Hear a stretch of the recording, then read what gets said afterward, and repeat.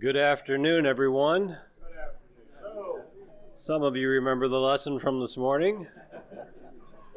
Others are still recovering from lunch, so not quite sure how to process all of what we saw over the lunch hour, but I think my stomach is working on it.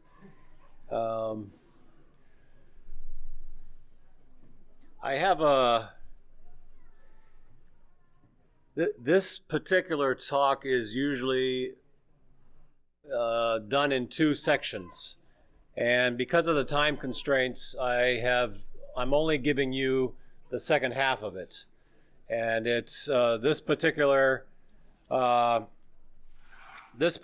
topic was, and just to give you a little bit of history.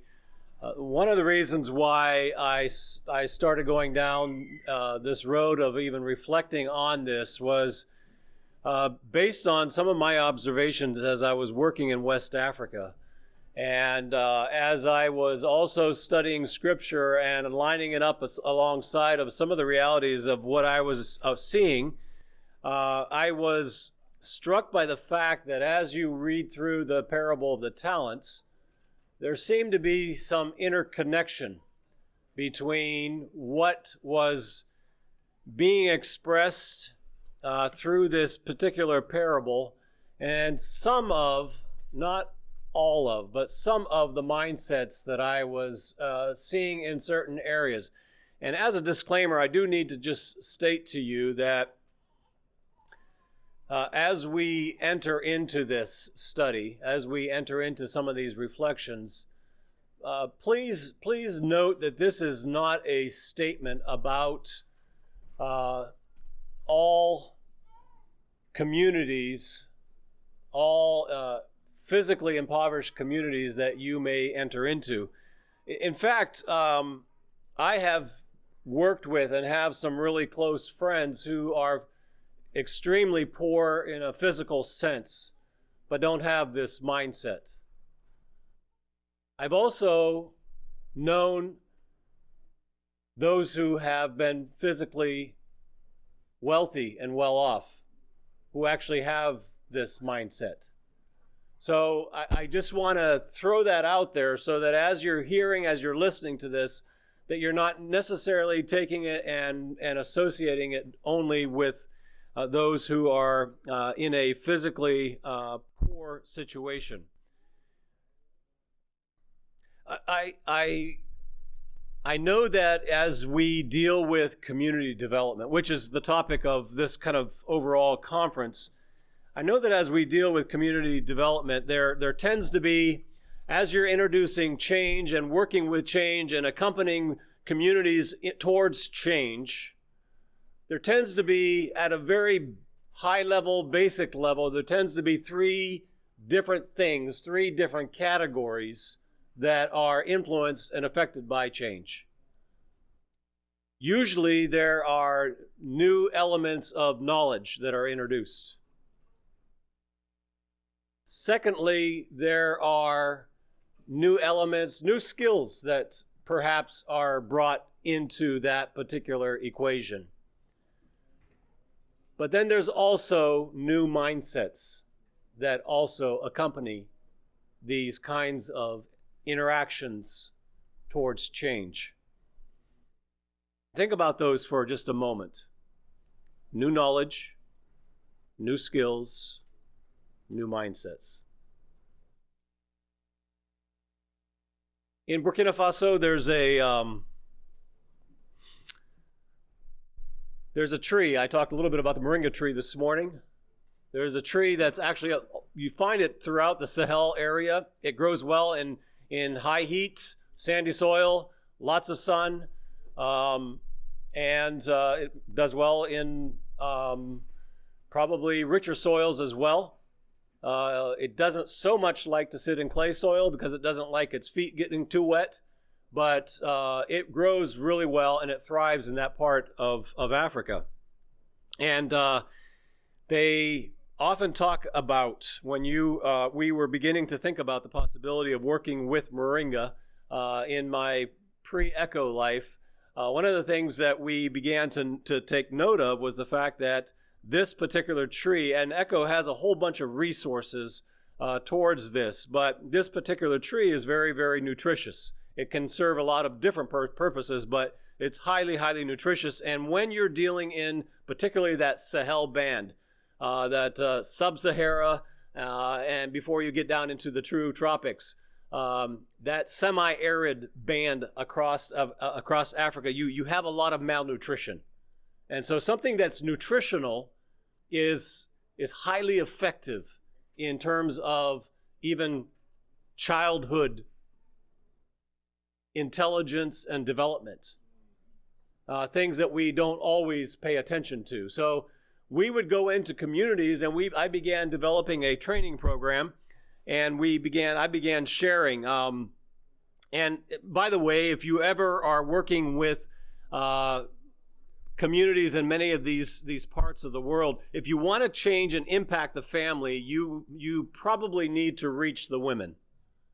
And so for some reason, God ordained it that I had an opportunity and was invited to multiple national women's conferences throughout the region. In one country, in Mali, I went over to Mali and they asked me to speak to about 1,400 women. I was in Burkina and we had about 800 women. And then in another part of Burkina, I went and talked to about 500 women. Went to Guinea and to the Republic of Congo and to a couple of different places. And finally, one of the husbands in our church came up to me and said, now we know that you're the Moringa prophet, but we need you to stop talking about Moringa, because that's all that my wife wants to put in the sauces at home. But in a place like Burkina Faso, I could talk about Moringa, and I could use the local name for it in whatever language that was. If it was in Jula, it could be Masayiri, which is the king's tree. And I could talk in More. You could talk about the Arzantiga, which is the tree of paradise. Now, this current generation might not know a lot about it, but if you probed a little bit, they would tell you, yes, my grandmother used to talk about that tree. She would insist that we put it in different sauces because she said it was really healthy and good. So it took very little convincing in a place like Burkina Faso and Mali, those countries share a lot in common and share some of these names. Very little convincing for me to move from this is the tree, this is what it does, these are the nutritional values to it, and if you add it to your sauces, if you begin to eat it and use it, it will do amazing things for your family and bring your families that perhaps are not getting access to nutrition up to a certain level of nutritional value for the growth of even your own children. And then I give them the new knowledge, I could provide that new knowledge, and then I could come alongside and say, and by the way, you can take a moringa tree, you can grow it from cuttings, you can grow it from a seed. All you have to do is soak the seed overnight, put it in a little bit of soil. You're only putting in about 3/4 of an inch, and you water it, make sure it drains properly. It likes to be drained. It doesn't want to sit in water. It needs full sun. The root systems aren't gonna, it puts down a taproot. It's not gonna push up against any trees. It's not gonna create any problems for you. And by the way, when you can eat it fresh, and this is how you eat, this is how you can actually prepare it. You can also take it and you can dry it, and when you dry it, you need to dry it in the shade, because the shade, if it's out in the sun, you're going to deplete some of the nutritional value out of it. And so I give new knowledge and I teach new skills about how to grow the moringa tree and how to prepare it and use it in everyday life. And it doesn't take very much for people to begin latching on. And the mindset to adapt to something that they're already familiar with is very easy. That's an easy path. But if I go over to Cameroon, or if I go into some of the places where moringa powder, the dried form, the leaves that have been crushed up, is being used and utilized in some of the antiretroviral treatments for those suffering from HIV/AIDS, and introduced as a supplement. Or if I go into certain villages in Cameroon where it's used as the tree itself is used as a living fence around to create boundary markers, or maybe it's used as a forage for animals because it's really good for the animals as well. And people have associated the uses of that with animals, or associated the use of that with something that's just pleasing to the eye or serves some other purpose, or associated the use of moringa with the taboo subject of HIV/AIDS. You can see that I can give new knowledge to that community. I can provide new skills to that community. But the mindset change that needs to take place is very significantly different than those who are perhaps in Mali, in Burkina, where they say, yeah, my grandmother used to talk about that tree. Mindset. One of the challenging things that we have to deal with as we are working with communities around the world. I was in the Republic of Congo, and we were working with a group of pygmies. And as we landed in this sugarcane field with this prop plane, we kind of came into this area, landed there. We had a vehicle that picked us up. We didn't have 18 Toyota Prados that showed up, but there was a nice vehicle that did pick us up, took us into the town, and began to look around and talk with the pygmies because there was a program that we were dealing with there. And as we were walking around, the pygmy leader who was walking in front of us and leading us around said, I was trying to engage with him and trying to get inside of an understanding of their particular community. And so I said to him, hey, I'm taking note of the ways that you are all living and functioning and how you interact. And I'm obviously very new here. I said, but if I wanted to become a pygmy, what would I need to do?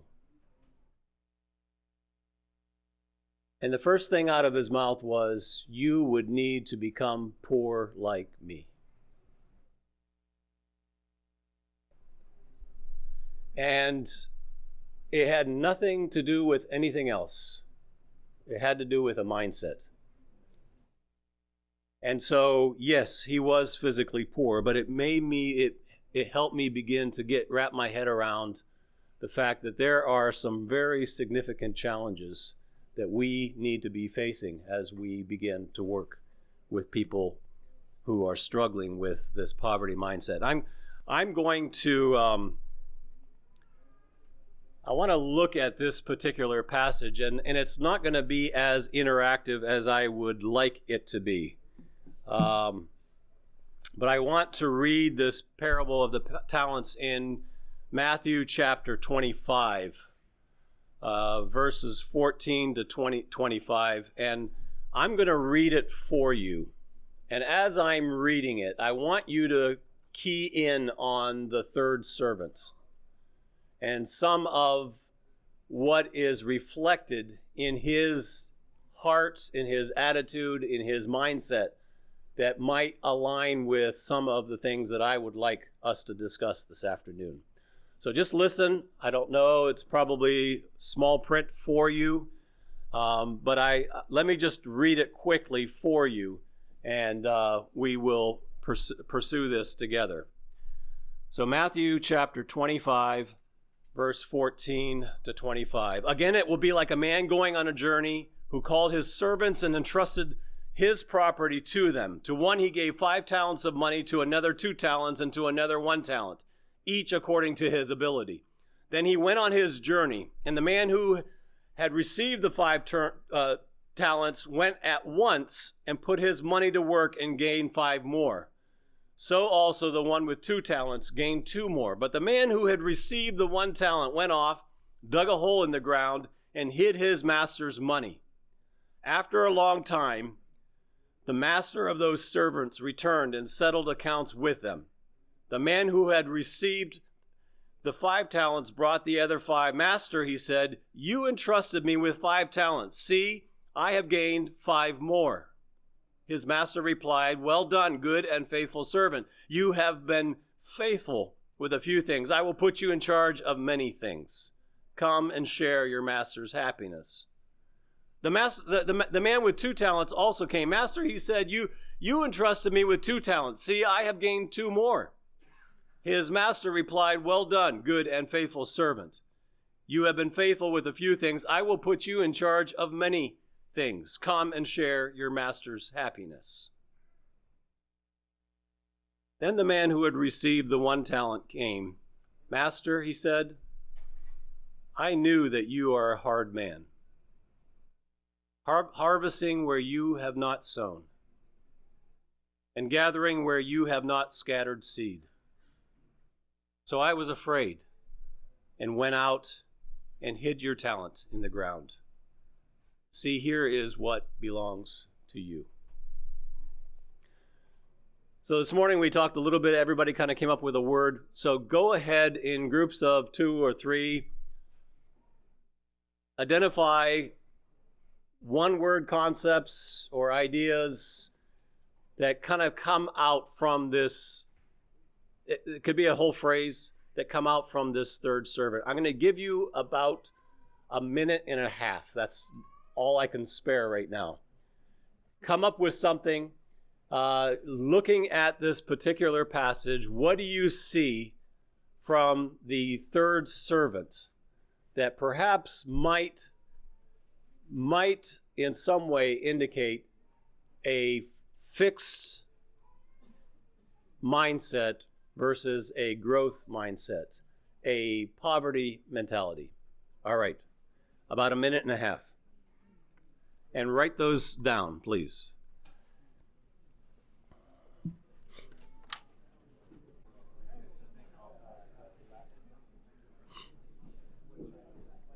All right. If you figured it all out, I can sit down and we'll be done.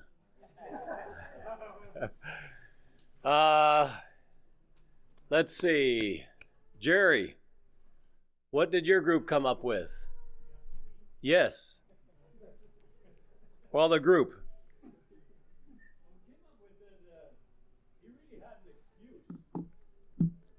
Okay. I think that's an interesting observation, actually. Next table over there. What did your group come up with? Anything? Lack of ownership. Lack of ownership and fear of loss. Those are all accurate. Next table there.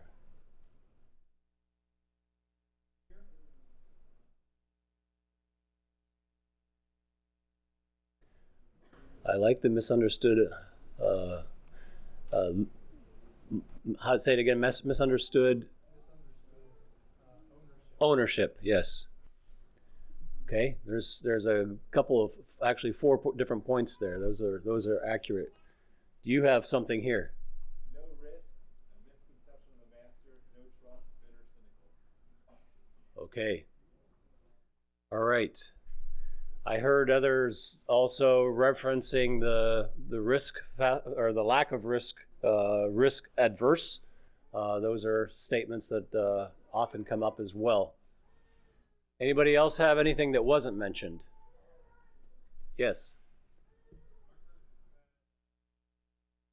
Lack of vision. Okay? Yes. The self-oriented, Self-oriented. focused on the consequences to himself rather than being concerned about his master's concern or what have you, Okay? benefit. All right. Focused on self. Yes. Okay. Complacent. Yes. Working for another man's gain. Some of the answers are coming from people who have already been to Echo, so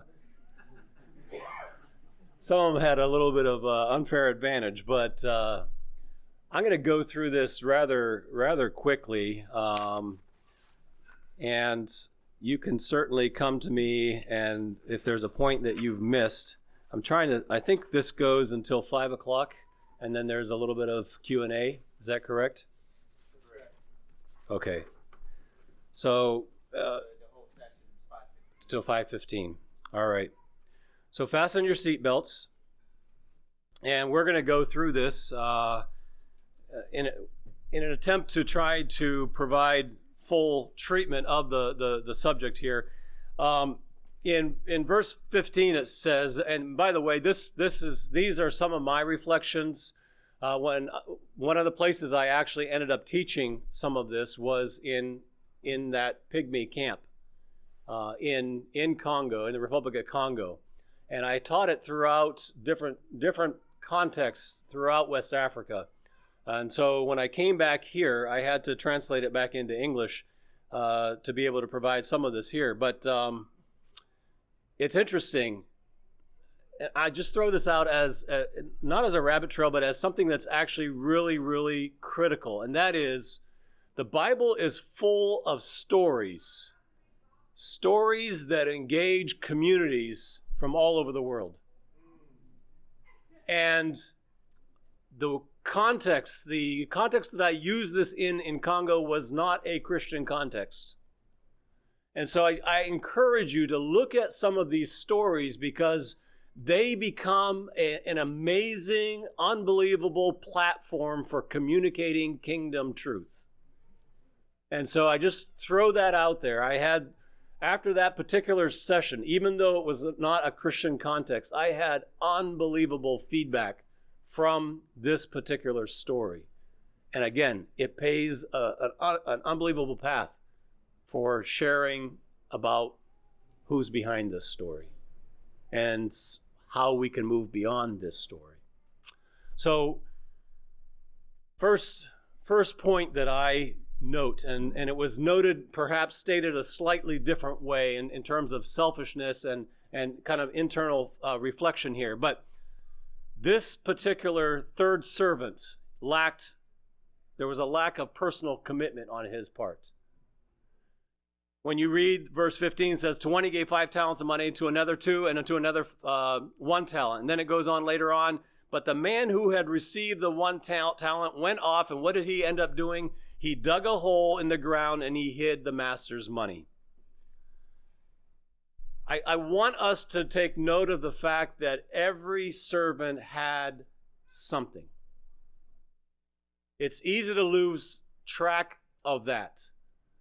But and we talked about this morning in all the various sessions about starting with what people have, not with what they don't have. Because if you don't start with what they have, if you don't acknowledge that everybody has something, you actually deny them their dignity.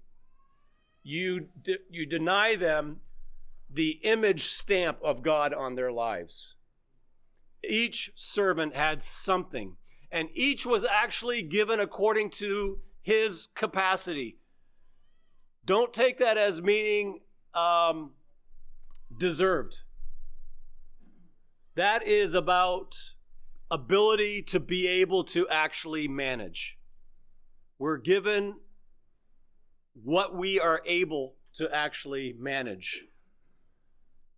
And then we are all called to live into our capacity.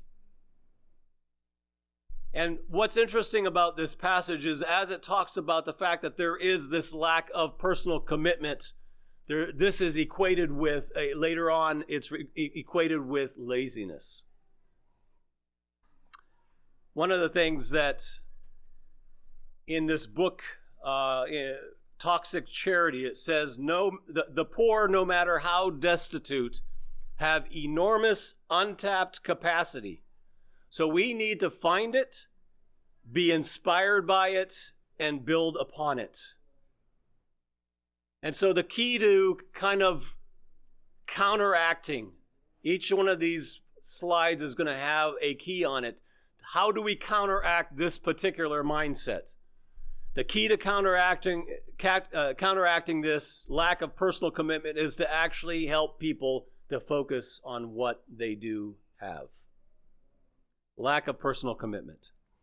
Number 2, there is the mark of unfaithfulness. Mark of unfaithfulness. And it's unfaithful at 2 levels. There's first of all, the hiding of the actual talent, the digging the hole in the ground and hiding it there. That's not using it. But there's also the element of misuse of what it could have done, and you didn't use it for that. So there are 2 levels of unfaithfulness that actually exist here. The servant's perspective, he is actually saying he's hiding the talent, and he later explains why he's doing it, because he has a harsh master, and he talks about fear. Fear was mentioned by one of the groups I know. But the master's perspective was completely different. He talked about the hiding of the talent as being unfaithfulness.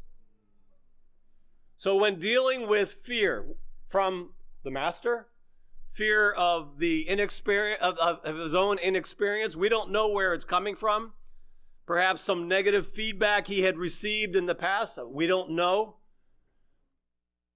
Sometimes those who are fearful, and by the way, the Bible, I've not counted it, but I've heard, probably with a computer it would be easier to do, but the Bible has this phrase, do not be afraid or fear not. And that is stated, someone has said it's stated 365 times.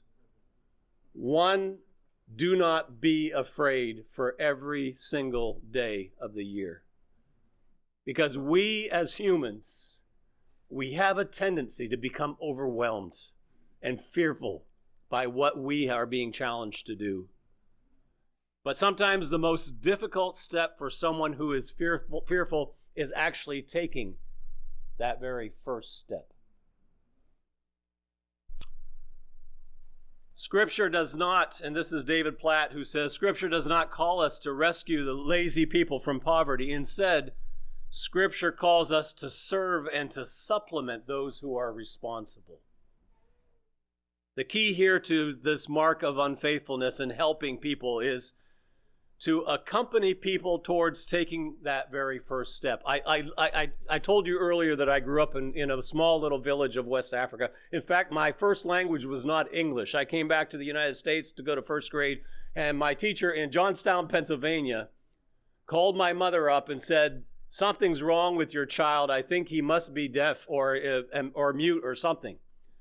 And the other thing is, by the way, we're everybody in the class, we're learning how to color, and he's coloring his bananas green, and he's coloring his oranges green, and everybody else is doing something else, and they're using what colors everybody else knows.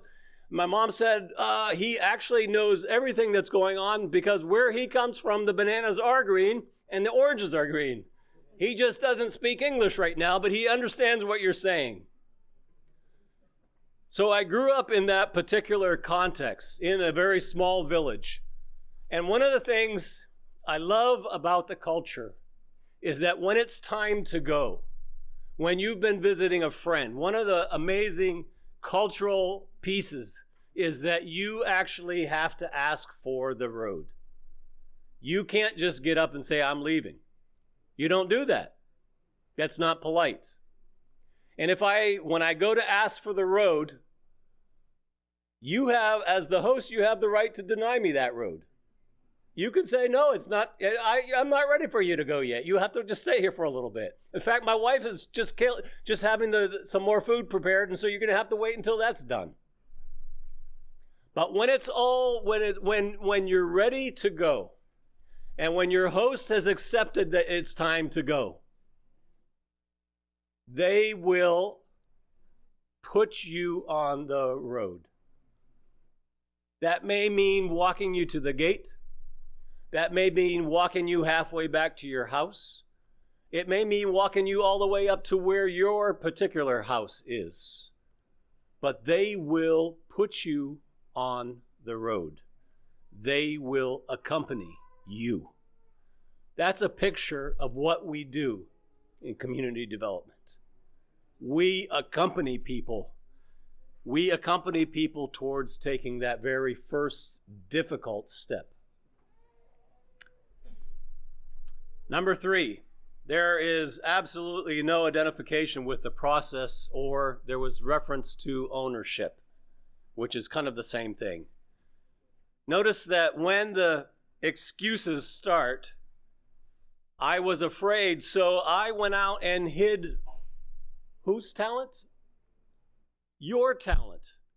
You as the master, this is your talent. This is not my talent. I don't in any way identify with this process. So see, here is what belongs to you.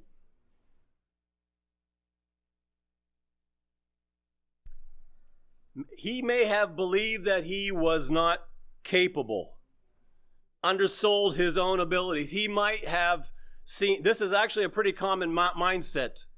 And sometimes people get locked into the fact that they don't have the solution. The solution has to come from the outside. I don't know if you noticed this morning where Terry threw his keys over to Clint. I don't know if Clint ever returned the keys, but Clint, it's a really nice car if you still have the keys. But there was this idea that I'm going to throw that over there, and all of a sudden what was mine, I gave it to you, and now it belongs to you. And it's your problem. And you have to take care of it. And if you don't take care of it, it's your fault. I had not been in Burkina Faso for more than 6 months before people started showing up at my gate. My predecessor had helped with a few pumps throughout the region. And it happened to be these foot pumps that the mechanism doesn't last for very long. And by the time I got there, it was my problem. And these foot pumps began going out. And so I would get a delegation that had come from so and such a village, and they would come and they would find where my house was, and they would knock on the gate, and we would invite them in, and they'd come sit on our porch, and we would sit there and we would talk, and then finally the words would be turned over to them, and finally at some point they would say, well, we are from such and such a village, and we just wanted to let you know that your pump is broken in our village. Your pump is broken in our village. And it wasn't their problem. They were trying to put it off on me. And somehow I had to take responsibility for their pump. They have no skin in the game. They've actually created distance from the desired action. And objectively, they are unable to actually see, and in this particular case, the servant is unable to see his role in improving his own condition. The solution to this is seeking to facilitate an ownership mindset, which is very difficult. This morning we talked about starting with the end in mind. Ownership of whatever you're starting has to be one of very, very foundational stones that's placed down before you enter into any kind of engagement. And then, number 4, there is no understanding of the combined divine human effort. And this goes back to the resources that have already been made available to people, to communities. God has already given you these things. Even in animistic communities, there is a belief in an ultimate God. And it's interesting as you compare those creation stories or those God stories in various communities, there's so much similarity to that within animism. The idea that God was once here, but now has been far removed. And so because he's so far removed, he's no longer concerned. And operation-wise, it's all about the appeasement of the spirits because God is not going to kind of interact with us anymore. And I have a really good story about what that looks like in the particular ethnic group that I grew up with, but that's for another time. But it's interesting that people can be brought to understand that these resources have been gifted to them. Sometimes there is, and you may know, and by the way, it's possible that you see somebody else in some of what we're talking about, because this is not just about something overseas. In fact, I've had people come up to me after our classes at Echo and said, you know what, some of what you shared is actually me. And we need to be aware of potentially what we might need to be looking at internally in our own lives. And I can say that freely here because I hardly know anybody here, so, and I know Clint needs it, so that's okay. We're good. Sorry, Clint. No. But there's this willingness to just live with less. Have you encountered anybody like that who is willing to just live with the way things are, and they live rather than live into the fullness of what God has created them to do or to be? Promote the understanding and the acknowledgement. We need to promote the understanding and acknowledgement that God initially supplies all the resources, but also that everyone must engage with what they have been given. The key here is to help people recognize, utilize, and increase what they already have. And that's what the Master calls faithfulness.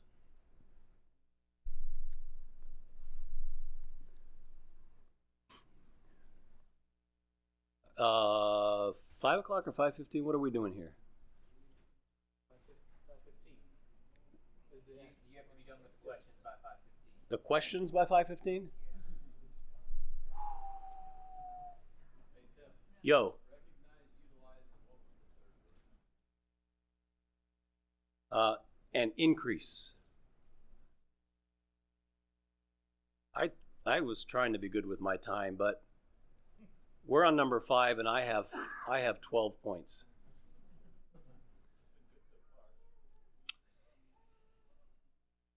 All right. I'm okay answering your questions afterwards, but there are some really key things that we need to talk about. So just allow me to go through this as quickly as possible. If you want to move up closer and take pictures, that's fine. My apologies for abusing your time. But this is a big one, fatalism, predisposed thinking. I don't know if you noticed, he said, Master, I knew that you were.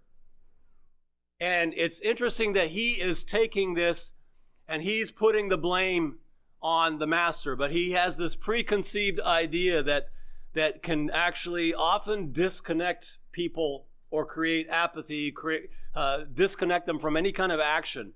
And it actually allows them to move into this space of powerlessness. The I knew statements. The third servant began with an excuse. Fear is then later mentioned as an excuse. Poverty mentality indicator is excuses. Have you heard excuses? People who bring up why I didn't do this. As a regular, why I didn't do this.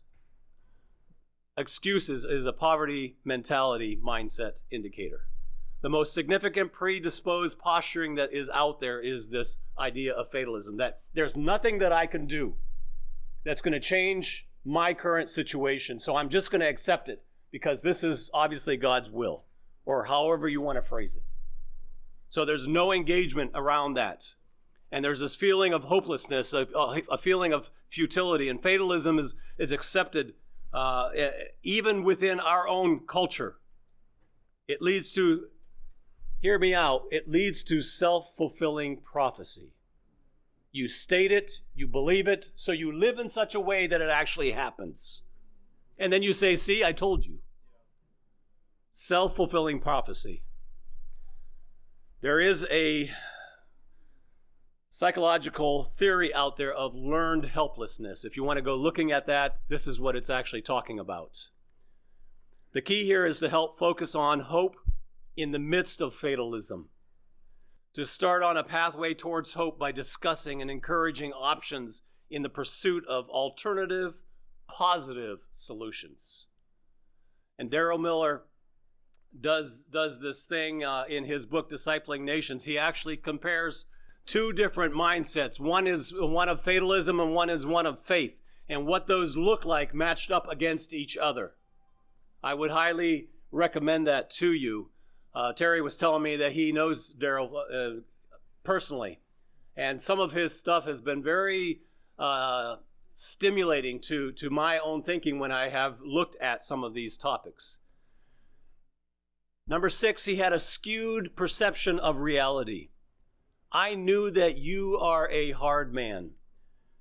It's unknown if this reality or this misconception is really a misconception of the master's character. Is it a reality, or is it actually a misconception? And sometimes an excuse may not have been logical here, but perhaps it's based on something that occurred in the past. We don't know from the story. We don't have enough information. But poverty mindset, regardless, poverty mindset often skews and warps people's ability and perception of what reality is. But for them, whatever that is still their reality. And you have to deal with that. You have to work with people in that particular situation, because if their reality is skewed, it's still their reality. And how do you walk somebody back from something that is out of whack? I love the French one. Again, this is an African proverb. I'm starting to get jazzed about that, but that's okay. And in French, they say, les vieilles habitudes ont la peau dure. Old habits have very thick skin. And we get locked into things because we've done it for so long, or we have this perception that we can't break out of. Self-fulfilling prophecy. The key here is to help reshape perception through objectivity and speaking reality, speaking hard truths into people's lives because they need to hear them, but doing so with grace and with love. Skewed perception. And then there's this transfer of responsibility to others. I knew that you are a hard man, you. Man in his natural state, I know me in my natural state, rarely want to actually take responsibility for mistakes or for actions that don't align with what I believe to be good. He did not want to be held accountable. We don't like to be held accountable when something goes wrong. He wanted to shift the blame. And he may have been trying to actually deflect the whole thing. I don't know if you've ever been in a conversation with somebody, you ask a question, and all of a sudden you're in a different place than where the question had started. But that deflection is a technique, and who knows, trying to get the focus off of his lack of engagement. It's this projection of one's source of problems as being outside of oneself. And the key to helping people with this is to help create a system of accountability and responsibility. I do have a story, but I won't be able to share it, so I'm going to leave that. I'm just going to let you think about that for a moment. But there's this term that we often have, and I had it in many letters. I have a letter here. I was going to read it to you, but there's this term that I often received that was written into notes, and it was in French. It would be, je compte sur toi. I am counting on you. And it was the keys, throwing the keys to, I'm counting on you. Now it's your problem, but you need to take care of the issue, because now I've transferred that responsibility over to you. Immobility. I don't know if you notice here, but the only servant who did nothing was the one who had the smallest number of talents. Was there fear of failure? We don't know. It seemed to come up in his conversation. Was there a need for validation? Maybe a need for sympathy, because he didn't get as much as the other ones. Maybe the poverty mindset can sometimes sap our motivation and energy. And what happens in that situation is that there is total disengagement. Immobility and disengagement ultimately lead to destruction. He may have been content to just leave things the way they were. The key here to dealing with this is to take small action steps towards healthy growth. Number 9. This is one that is not explicitly in, but it maybe can be read into the text, and that is the fact that we sometimes in these contexts have a tendency to compare ourselves to others. He may have felt that he had little compared to the other two.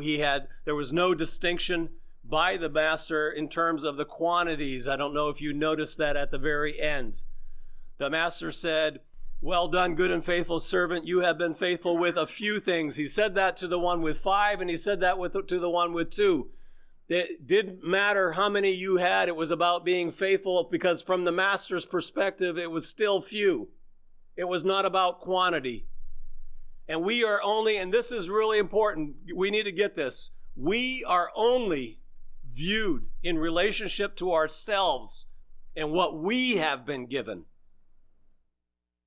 The issue for the master is faithfulness with what one does have.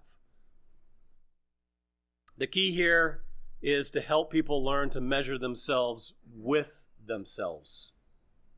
Encouragement, accountability, responsibility. He was not a risk taker. We talked a little bit about this particular issue. He buried his talents, and the unfaithful servant was the only non-risk taker. And it does require a little bit of risk to step out of and do something that you aren't maybe trained to do or aren't able to do, haven't learned how to do. Perhaps he lacked the initiative. Perhaps he wasn't visionary. There was reference to a vision or lack of vision. Perhaps he lacked creativity to actually know how to do this.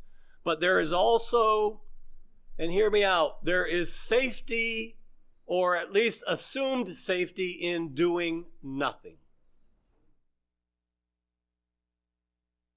Those with the least have the least margin, and actually sometimes the smallest appetite for risk. And rightfully so, because the marginalized have very little margin, if you remember my statement from this morning. But it appears from the master's posturing that it would have been better to do something and fail than to do nothing at all. That's a harsh reality. But we are called to put into action something with what we have been given.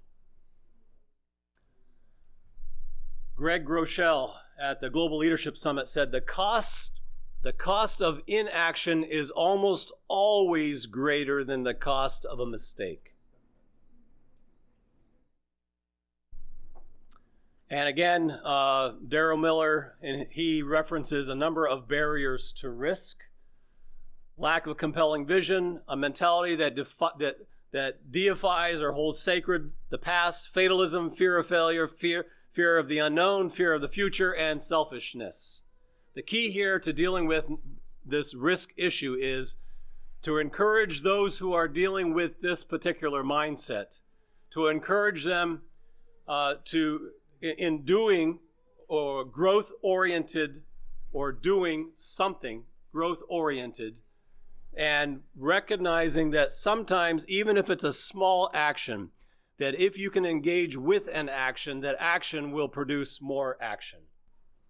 Because as you're encouraged with the small step that you take forward, you're encouraged by the fact that you actually had a little bit of movement. That action will encourage you to take another step. Lack of foresight. But the man who had received the 1 talent went off and dug a hole in the ground. He hid his master's money. So he said he was afraid. He hid the talent, and he returns the talent to the master. And this is something that is often very, very common in dealing with poverty mindset or fixed mindset, and that is the focus is on today's issues only. The focus is on today's problems only. You're living in the present. You're short-sighted in the way that you're engaging. And he may have preferred dependency on the master rather than having to engage in this process himself.